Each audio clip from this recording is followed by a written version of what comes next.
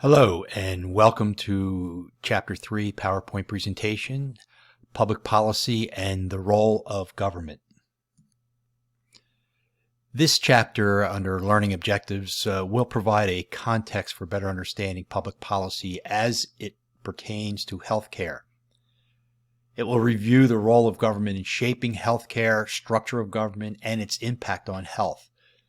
It will also discuss the public policy process and provide an appreciation for the ethical considerations for policy analysis. Lastly, we will take a look at the federal role in health policy and the role of the states in this endeavor as well. Some of the key concepts we'll review. The context of public policy in the United States was shaped by events that really transpired prior to and during the American Revolution. The federal government and how it maintains broad policy making and operational responsibilities to promote and protect the health of U.S. citizens, while also ensuring both preventative and protective public health practices are involved. Health policy is an attempt by the government at all levels to address a public issue, problem, or concern, which is very evident today as we go through the pandemic and the roles of various levels of government. It also will look at the interdependence of federal, state, and local governments along with their myriad agencies and programs that will be examined in terms of systems thinking, especially the concept of complex adaptive systems.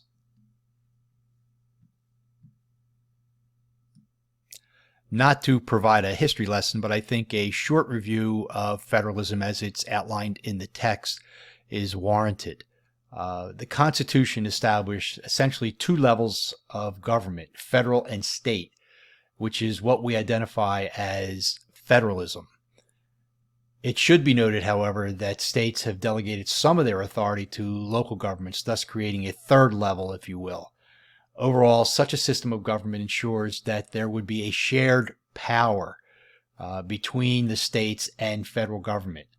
When examining federalism as it relates to healthcare, an example would be at the federal level and its focus on research through agencies such as the National Institutes of Health, whereas state government focus on licensing of physicians, health professionals, and health-related facilities.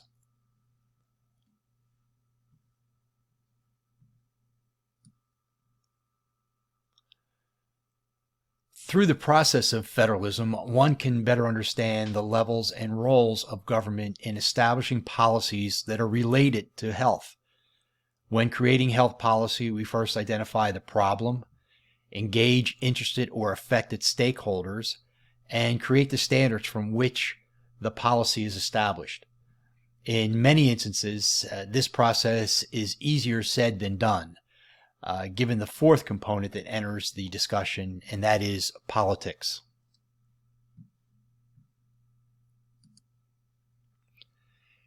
Daniel Dawes, a public leader and health policy expert, states in his book, Political Determinants of Health, that when a policy issue aligns with a private sector interest or commercial interest and a government value interest, there is a greater likelihood of success in advancing an effective agenda or public policy. I think examples of this can be found in such legislation as the Medicare and Medicaid Act, Americans with Disabilities Act, the Affordable Care Act, as well as the Mental Health Parity and Addiction Equity Act.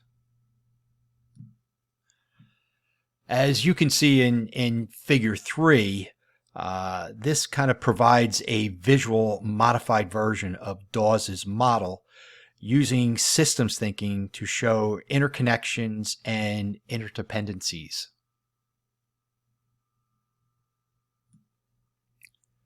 Taking a little deeper dive in the public policy life cycle, as this slide illustrates, public policy does have what's called a life cycle.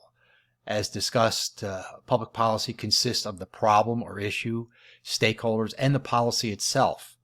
In many instances, politics are infused before a policy is formulated and after implementation.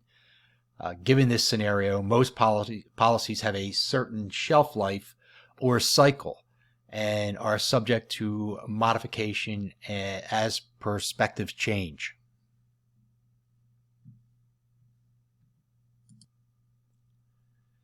Next, we'll take a look at the legislative policy process, ethical framework for policy analysis, and health programs.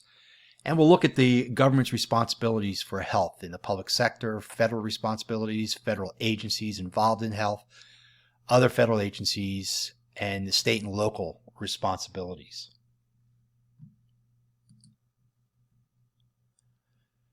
When looking at the policy process, generally there are three types of public policies: social, economic, foreign policy. Domains such as food, medicine, and disease cross all three types of these policies. Food security, for instance, and disease control have recently become more national security issues. Given your knowledge on the complexity of healthcare, it comes as no surprise that public policy development can be a long, drawn-out process. Each step in the process involves a significant amount of human capital, expertise, time, and debate. Implementing a 5-step approach can assist in structuring a policy, but it still does not come without multiple opinions, unforeseen complications, and changes in priorities. Non-governmental public and private health agencies do not have the same power as government-backed agencies, and therefore must rely on different policy instruments to attain their health goals.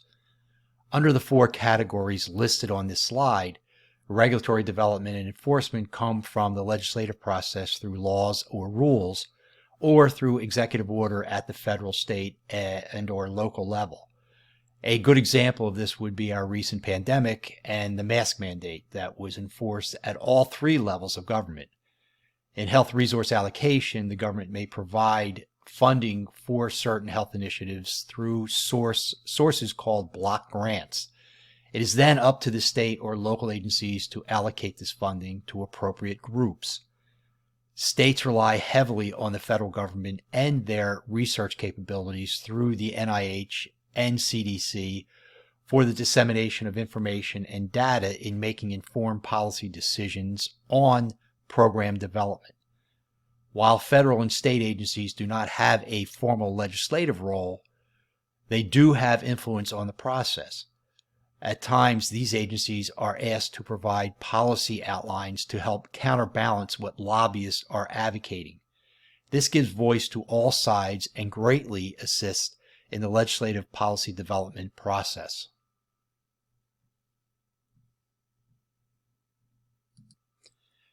A robust evaluation process is key to the success of a policy or program. As illustrated here, addressing 6 areas of a policy or program could result in a fair evaluation and reveal areas of strength as well as potential weaknesses. They should also measure improvement, potential burdens or barriers, and how they may be overcome.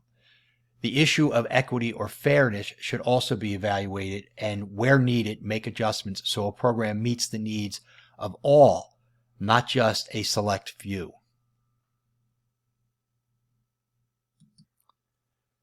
This slide basically reviews the federal government's responsibilities as it relates to health.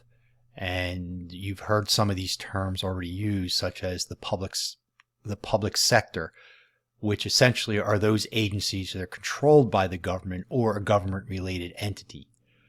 Now, in the text by J.A. Johnson, in his book, Introduction to Public Health Organizations and Management and Policy, he states that while private businesses have some of the constraints that some of these public sector organizations have, and such as the oversights and pressures on public agencies, the fact is the influence is not as pervasive on a day-to-day basis as it is in the public sector, which is controlled by the government.